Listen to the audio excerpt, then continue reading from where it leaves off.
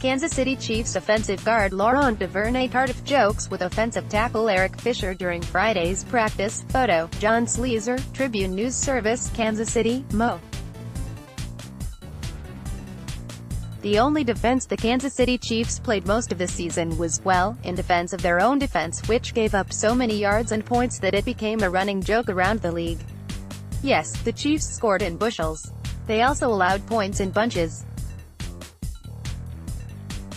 The fact that they spend most of the season coughing up 30 points and 400-plus yards per game came despite the fact that they excelled at sacking the quarterback. They finished with 52 of them, tied for the NFL lead, thanks primarily to the trio of Chris Jones, Dee Ford and Justin Houston. Yet things began to change in Week 17, when the Chiefs shut down the Oakland Raiders in a game they needed to win to secure the No. 1 seed in the AFC.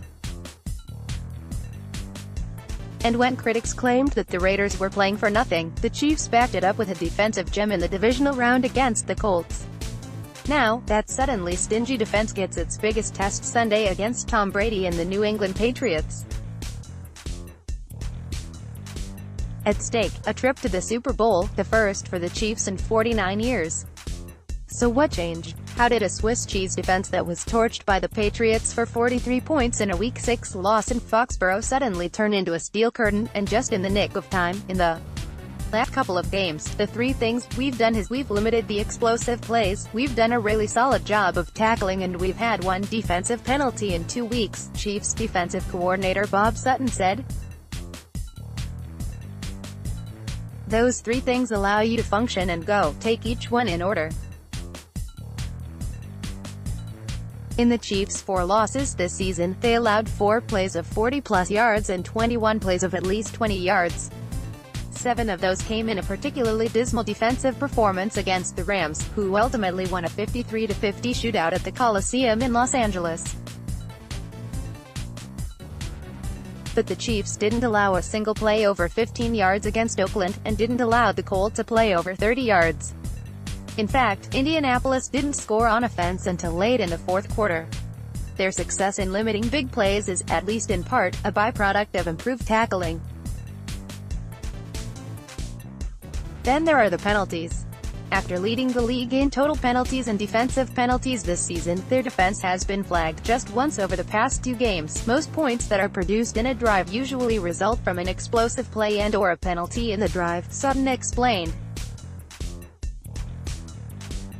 The common thing when you look back and say, hey, how'd they get down the field, it's usually you had a pass interference, here you gave up a 20-yard run here or whatever it was.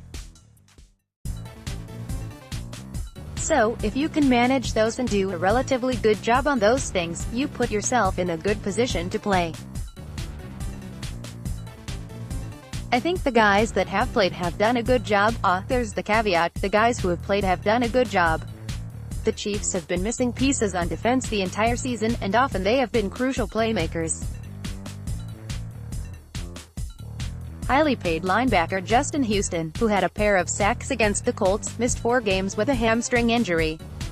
Top cornerback Kendall Fuller missed a game with a broken hand. Starting safety Daniel Sorensen missed half the season with a broken leg. Those injuries alone are enough to derail any defense, but the Chiefs have also played almost the whole season without Eric Berry, their star safety and arguably the team's emotional leader. He played in just 2 games because of his heel but is poised to play Sunday against New England. That's my guy. Eric Berry has kind of taken me under his wing since I got here, Chiefs cornerback Steven Nelson said. We call him Coach in our room because he's so knowledgeable. He means a lot to our team and our defense, so whenever we can have him out there, it's a great thing. The Patriots are under no preconceptions. The defense they marched up and down the field against in Week 6 will show up on Sunday. Bill Belichick said this week that there is little to glean from that win, while Brady was quick to heap praise on a defense playing its best all year. We've played them quite a bit over the years, the Patriots quarterback said. They've had some incredible units that we've played against. They've got playmakers at each level. Obviously, a good scheme. They make you work for it. It's a very tough, hard-nosed team. They compete on every snap. They've been in a lot of close games this year. It's a great challenge for us. I don't think you can take anything for granted. Talib is Rams cornerstone. The Los Angeles Rams realize they're heading into one of the NFL's most intimidating environments when they visit the top-seeded New Orleans Saints in the deafening Superdome for the NFC Championship game. Leave it to Aqib Talib, their voluble veteran cornerback, to remind his teammates about the upside of the New Orleans fans' famed investment in the game. As a defense, man, we like playing in it, Talib said. It's going to be quiet when the Saints have the ball. We can talk.